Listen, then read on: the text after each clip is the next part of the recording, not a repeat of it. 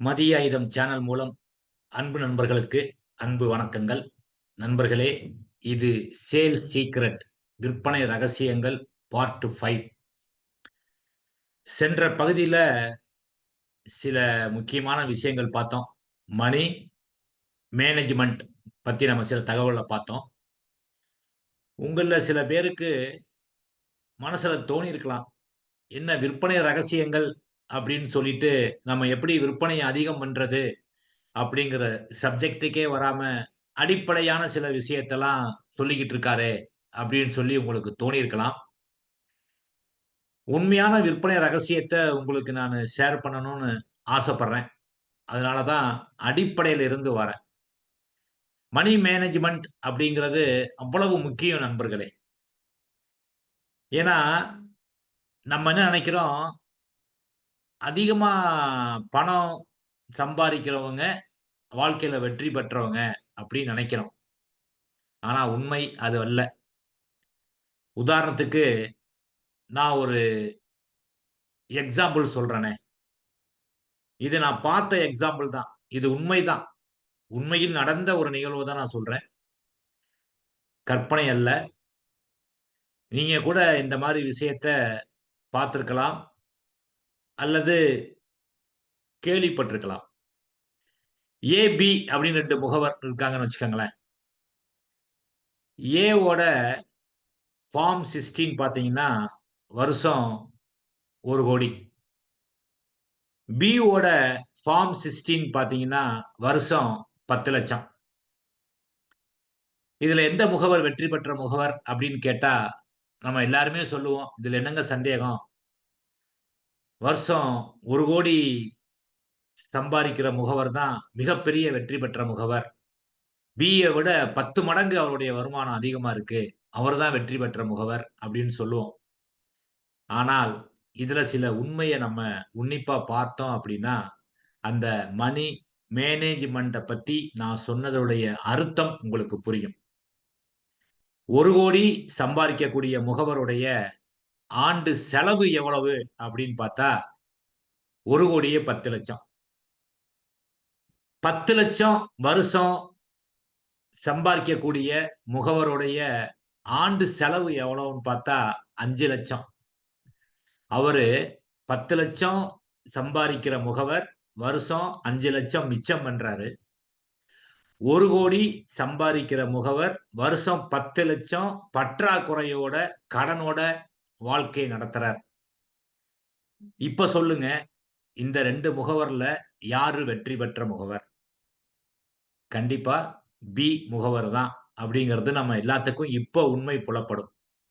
அப்ப அந்த வாழ்க்கை வாழக்கூடிய முகவருடைய வாழ்க்கை வந்து பார்த்தீங்கன்னா, ஒரு விதமான பதட்டத்துல, டென்ஷன்லயே லைஃப் இருக்கும்.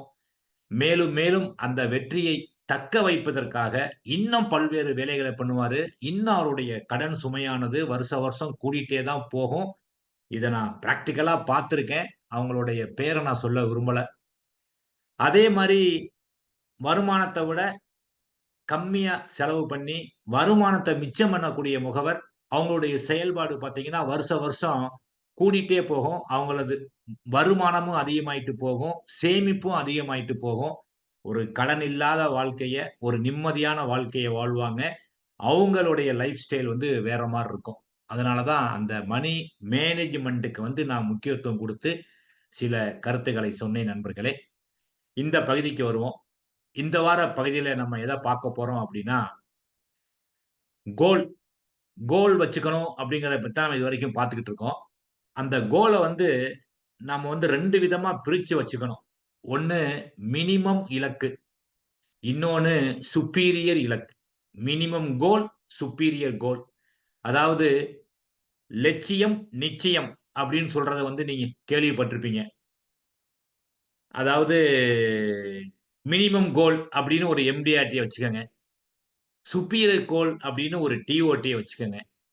அப்ப அந்த மினிமம் கோல் அப்படிங்கிறத நீங்க வைத்துக் கொள்ளக்கூடிய அந்த மினிமம் கோல்ல நீங்க எந்த காம்ப்ரமைஸும் பண்ணக்கூடாது.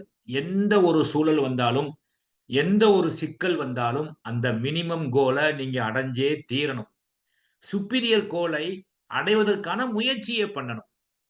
அடைந்தால் மிகவும் நல்லது. அடையாட்டி கூட நமக்கு அந்த மினிமம் கோல நம்ம அச்சீவ் பண்ணியே ஆகணும் அப்படிங்கிற ஒரு லட்சியத்த கொண்டுட்டோம் அப்படின்னா, கண்டிப்பா அது நமது வெற்றிக்கு வழிவகுக்கும். ஆகவே உங்களது மினிமம் கோல் என்ன? சுப்பீரியர் கோல் என்ன? அப்படிங்கிறத தயவு செய்து முடிவு பண்ணுங்க. அப்படி முடிவு பண்ணிட்டீங்க அப்படின்னா, அடுத்த ஸ்டெப்பு அந்த இலக்கை அடைவதற்கான வீக்லி கோல், வீக்லி பிளானிங் என்ன செய்ய போறீங்க? அந்த கோலை அடைவதற்கு வார வாரம் உங்களது நடவடிக்கை அந்த இலக்கை அடைவதற்கான உங்களது செயல்பாடு எப்படி இருக்கணும் அப்படிங்கிறத நீங்க முடிவு பண்ணணும். ஃபர்ஸ்ட்டு நீங்க உங்களது லட்சியத்துக்காக பிளான் பண்ணணும். அதுக்கப்புறம் நீங்க எத பிளான் பண்ணீங்களோ, அத வொர்க் பண்ணணும். அதத்தான் சொல்லுவாங்க. முதல்ல பிளான் டூ வொர்க். அப்புறம் வொர்க் யுவர் பிளான் அப்படின்னு சொல்லுவாங்க. வீக்லி இந்த வாரம் ஒவ்வொரு வாரம் முடிஞ்ச உடனே, நீங்க ஒரு ரிவ்யூ பண்ணணும். இந்த வாரம் நம்ம இலக்கை நோக்கி நமது பயணம் இருந்திருக்கா? அதற்கான செயல்பாடு என்ன? நம்ம எவ்வளவு ப்ராஸ்பெக்ட்ட பார்த்தோம்? அதிலிருந்து நம்ம எவ்வளவு அப்பாயின்ட்மென்ட் போனோம்? அதுல எத்தன பேருக்கு நம்ம பிரசன்டேஷன் குடுத்தோம்? எத்தன பேரோட அப்ஜெக்ஷன நம்ம எஃபெக்டிவா ஹேண்டில் பண்ணோம்?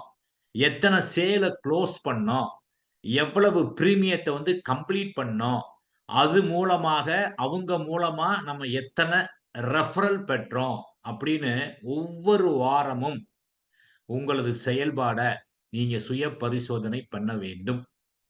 அப்ப ஒவ்வொரு வாரமும் நீங்க சுய பரிசோதனை பண்ணணும் அப்படின்னா, அத தினந்தோறும் அந்த செயல்பாட நீங்க மதிப்பீடு செஞ்சா தான், வாரத்தோட முடிவுல நீங்க அந்த இலக்கை அடைய முடியும். அப்ப என்ன செய்யணும்? தினந்தோறும் உங்கட்ட ஒரு டு டூ லிஸ்ட் இருக்க வேண்டும். நீங்க செய்ய வேண்டியது என்ன? அப்படிங்கிற பட்டியலுக்கு பேரு தான் டு டூ லிஸ்ட். அந்த டு டூ லிஸ்ட்ல நீங்க எதுக்கு முக்கியத்துவம் குடுக்கணும் அப்படிங்கிறத உணர்ந்து, உங்களது செயல்பாடை நீங்கள் அமைத்துக் கொண்டீர்கள் என்று சொன்னால், கண்டிப்பா உங்களால் அந்த மினிமம் கோல், சுப்பீரியர் கோல் 2யுமே கூட அடைவதற்கான வாய்ப்பு இருக்கு. அப்ப நமது செயல்பாட இன்னும் எஃபெக்டிவா நம்ம செயல்படணும் அப்படின்னா, அதுக்கு ஒரு பிரின்சிபல் இருக்குதுங்க. அது என்ன பிரின்சிபல்னா, மாஸ்டர் மைண்ட் பிரின்சிபல் அப்படின்னு அத சொல்லுவோம். இந்த மாஸ்டர் மைண்ட் பிரின்சிபல பத்தி இன்னும் முழுமையான பல்வேறு விவரத்த நம்ம அடுத்த பகுதியில் பார்ப்போம். அதுவரை உங்களிடமிருந்து விடைபெறுவது உங்கள் அன்பு நண்பன் R. Mathiyazhagan, retired SPA, CEO of Mathiye Ayudham training centre. வணக்கம் நண்பர்களே! சந்திப்போம்.